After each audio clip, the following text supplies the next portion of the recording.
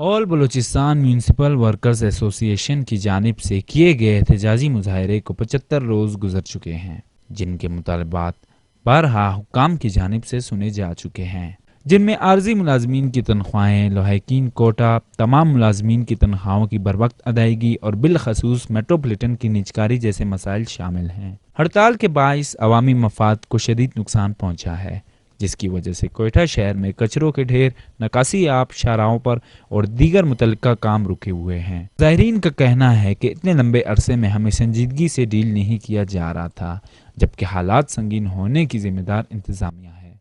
Liabilities यही है ना कि उसमें 30 करोड़ रुपए जो हैं वो हमारे इसके अपने पेट्रोल पंप वालों के, उसमें हमारे 2 महीने की पेंशनर्स के पेंशन के पैसे हैं, और 8 करोड़ रुपए जो है वो हमारे इसके अपना ग्रेजुएटी के पैसे हैं, और 2 महीने के हमारे ड्यूज पेंशन के पैसे हैं, और 2 महीने के हमारे आर्जी मुलाजमीन की ड्यूज हैं उनकी सैलरीज के। इसके लिए तो हुकूमत के इल्म में ये बात हम लोग ले आ चुके हैं कि देखिए जी, हुकूमत ने ही पहला कदम उठाना है।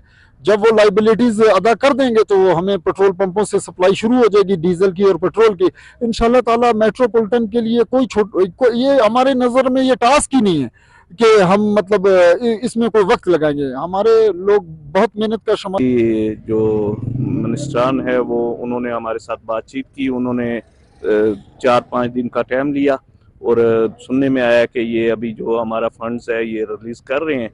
तो हम लोगों ने यही इनसे कहा कि जैसे हमारे फंड्स और जैसे हमारे बकायाजात रिलीज़ हो जाएंगे तो हम अपना जो है एहतजाजी कैंप ख़त्म कर देंगे। कचहरियों के सक्सेशन के लिए धक्के खा रहे हैं, अभी तक उनको जो है ना ग्रेजुएटी नहीं मिली। मैं मौजूद हूँ इस वक्त मेट्रोपॉलिटन कॉरपोरेशन कोयटा में, जहाँ के मुलाजमीन का एहतजाज का 75वां दिन है।